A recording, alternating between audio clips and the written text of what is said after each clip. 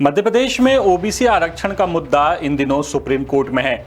करीब 6 साल high court में लटकने के बाद ये मामला अब सुप्रीम कोर्ट गया, लेकिन वहां भी इस मामले के लटकने के पूरे आसार हैं। अब हम ऐसा क्यों कह रहे हैं, चलिए इसकी बात कर लेते हैं। दास सूत्र ने आपको 2 नवंबर को ही ये बताया था कि सुप्रीम कोर्ट में ओबीसी आरक्षण मामले पर सुनवाई कब होगी, इसकी तारीख अभी तय नहीं है। अब ये सुनवाई की तारीख तय क्यों नहीं है, इसका जवाब जानने के लिए दास सूत्र ने ओबीसी पक्ष का केस लड़ रहे अधिवक्ता रामेश्वर ठाकुर से बात की।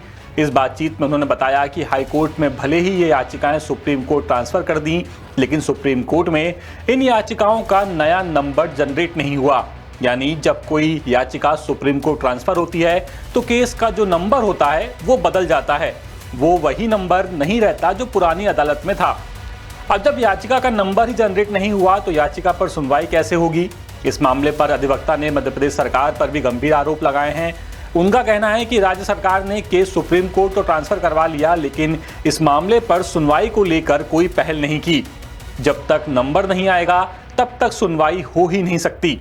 इतना ही नहीं, ठाकुर ने ओबीसी वेलफेयर एसोसिएशन की ओर से फिर आरोप लगाया कि जब तक एजी प्रशांत मेहता हैं, इस मामले में कोई भी कदम आगे नहीं बढ़ेगा, क्योंकि उनकी ही कानूनी सलाह के चलते मध्य प्रदेश में सरकारी भर्तियों में 87-13% का फॉर्मूला लगाया गया है। दूसरी तरफ दास सूत्र ने अधिवक्ता अंशुल तिवारी से भी बातचीत की तो उन्होंने एक नया खुलासा कर दिया। उनका कहना है कि कई याचिकाएं जो इसी केस से जुड़ी थी वो हाई कोर्ट से सुप्रीम कोर्ट ट्रांसफर ही नहीं हुई हैं। इस तरह का पिक एंड चूज नहीं चल सकता कि आपका जब मन करे आप एक याचिका लेकर चले जाएं और सुनवाई करवा लें। ऐसी करीब 20 याचिकाएं लंबित हैं। उन्होंने आगे कहा है कि हम आवेदन बना रहे हैं और हम ये आवेदन सुप्रीम कोर्ट में लाएंगे और इसी दौरान कोशिश करेंगे कि इसकी जल्द से जल्द सुनवाई की जाए। एक याचिका की सुनवाई जरूर 4 नवंबर को दिखाई दे रही है, पर यह केस छत्तीसगढ़ के साथ लिंक है। बाकी याचिका नंबर जनरेट नहीं हुआ है, तो ऐसे में 87-13 फॉर्मूले और 27% ओबीसी आरक्षण पर फिलहाल सुनवाई संभव नहीं है।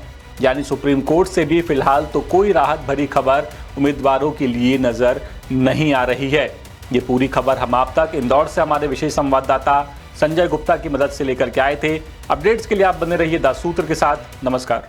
लेटेस्ट, इन्वेस्टिगेटिव और इन डेप्थ खबरें देखने के लिए ज्वाइन कीजिए दास सूत्र का व्हाट्सएप चैनल, सब्सक्राइब कीजिए यूट्यूब चैनल, लाइक कीजिए फेसबुक पेज और पढ़ते रहिए वेबसाइट www.dassutra.com।